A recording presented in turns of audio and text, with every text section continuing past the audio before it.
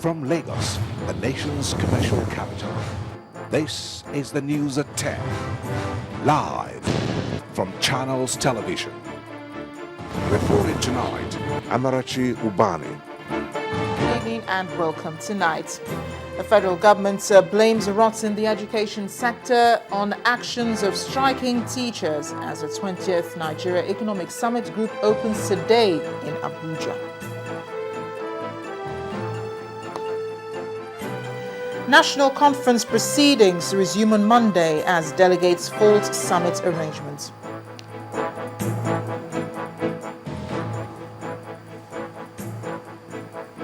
Lagos community raises alarm over burst pipeline. Residents scoop fuel despite obvious risk.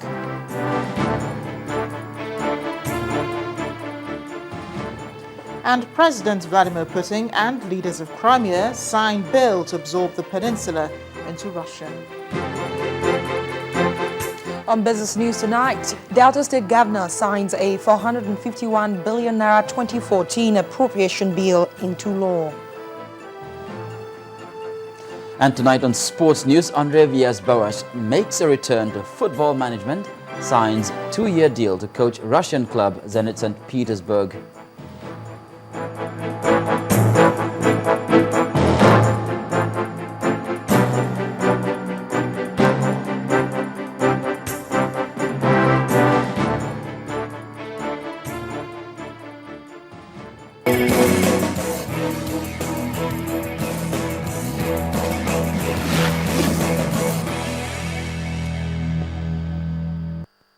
We begin tonight from Abuja, the nation's capital city, where the 20th edition of the Nigeria Economic Summit has opened. In Abuja, where it was agreed that for Nigeria to achieve its aim of becoming one of the largest economies in the world by 2020, the country must address the key challenges facing the education sector. The major speakers say there is a challenge of employing 24 million job seekers if within 10 years a better approach is not applied to improve the education sector. This year's summit has education as its focus and is themed Transforming Education Through Partnerships for Global Competitiveness. Our business correspondent, Bisi Koka, reports.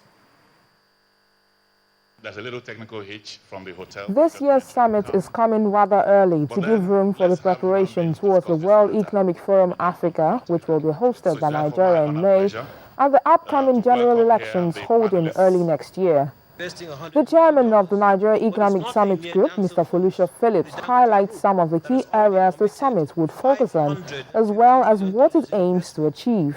This summit on education will achieve 3 things. The first is to draw everyone's attention to the fact that we do have a problem and to understand the nature of that problem. The second is to consider our capacity and ability to effect the necessary changes based on the magnitude of what needs to be done. And the third is to devise a structure that will ensure sustainability of an improving educational system. A recent survey on education and employability estimates that 24 million jobs are needed over the next 10 years to reduce the current unemployment level by half. The Supervising Minister of Education, Mr. Nyesom Wike, reviews some of the ongoing transformation in the nation's education sector, as well as some of the challenges. The foreign challenges are the key challenges that keep recurring in the tertiary education.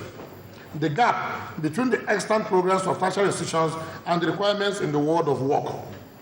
A plentiful academic calendar in tertiary institutions occasioned by industrial strike actions by staff unions. Some tertiary institutions have not been able to fully access the funds allocated to them through TED Fund due to their inability to meet the laden conditionalities.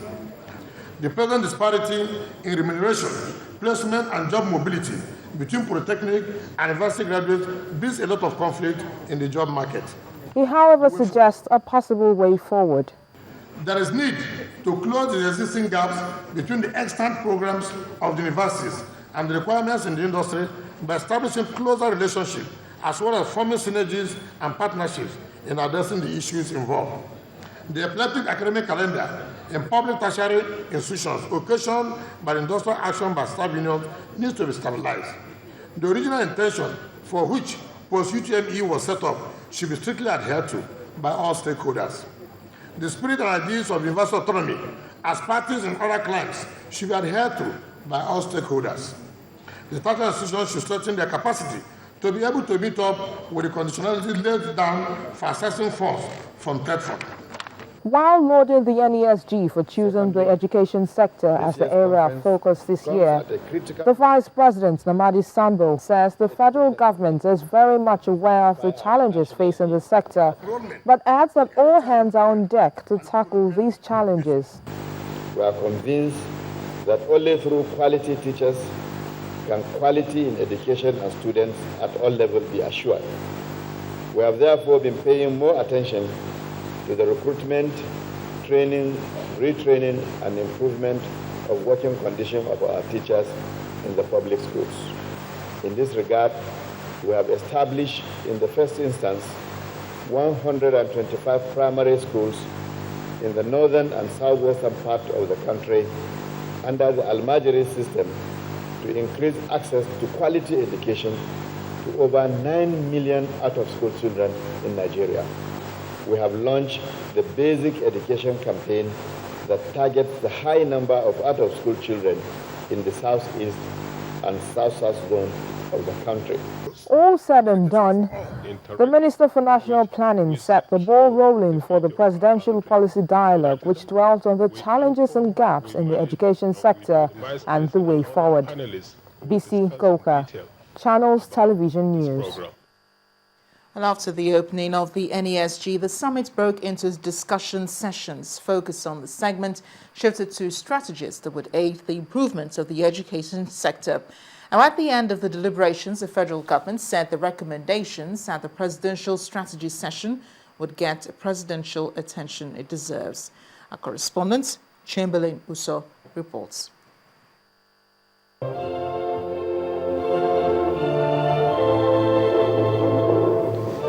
It was a call to duty. This time, they came to strategize on how to revamp the education sector at the 20th edition of the Nigeria Economic Summit. If we don't equip our people to succeed, Nigeria won't make it either.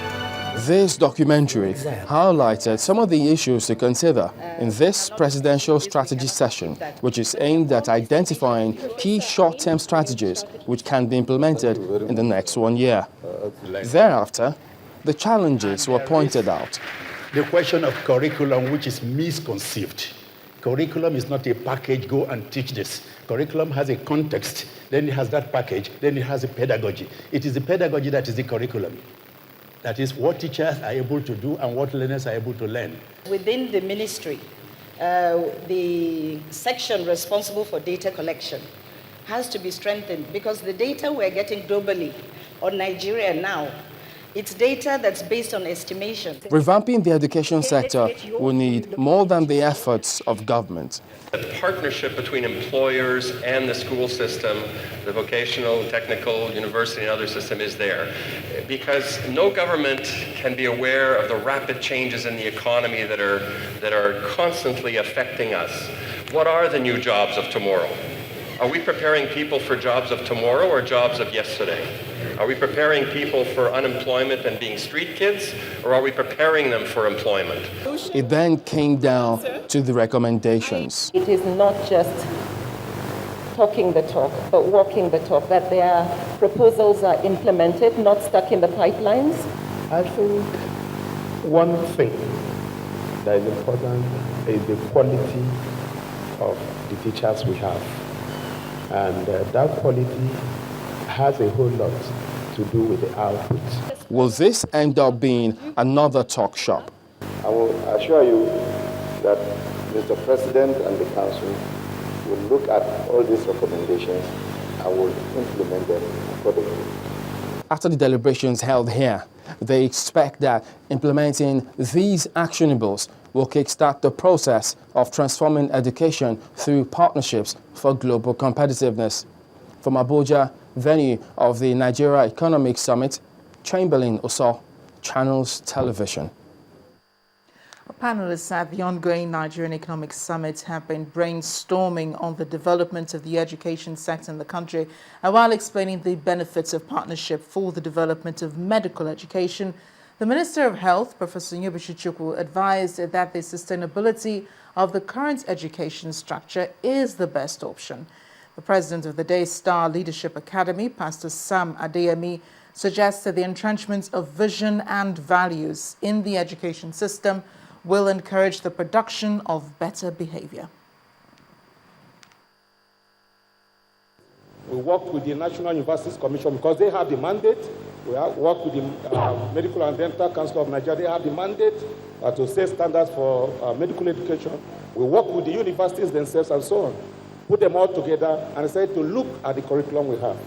We made it clear we're not taking away anything from the Senate. It is the work of the Senate or the various universities to prescribe the curriculum for various courses. But we decided that we could work together, look at our situation in Nigeria, look at what is the best practice, global best practice. And today, Nigeria has a brand new template for medical and dental undergraduate education. We have this, and we have made it available to the universities. Look at it, like someone said in the first plenary, don't reinvent anything, take what has already been done. Why should we educate our children? And to me, it's to cultivate the Nigerian that will create the Nigeria that we want. Then I ask the question, then what is the Nigeria that we want? Do we have a clear vision of what we want Nigeria to look like in the future? Vision is critical. We're going live now to my colleague Sulaiman Alede, who has with him the Director General of the Nigeria Economic Summit Group.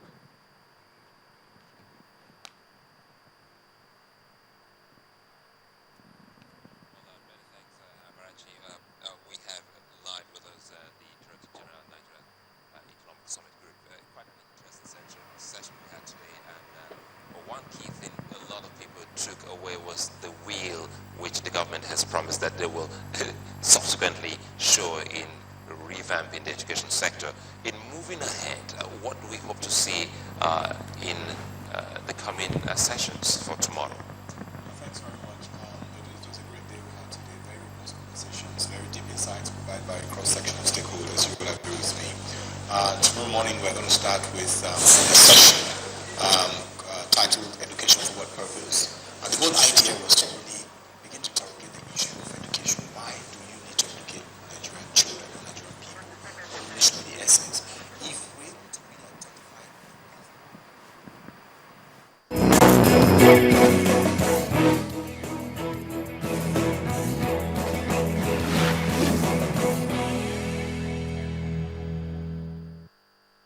I do apologize, we cannot continue with that interview because of audio problems.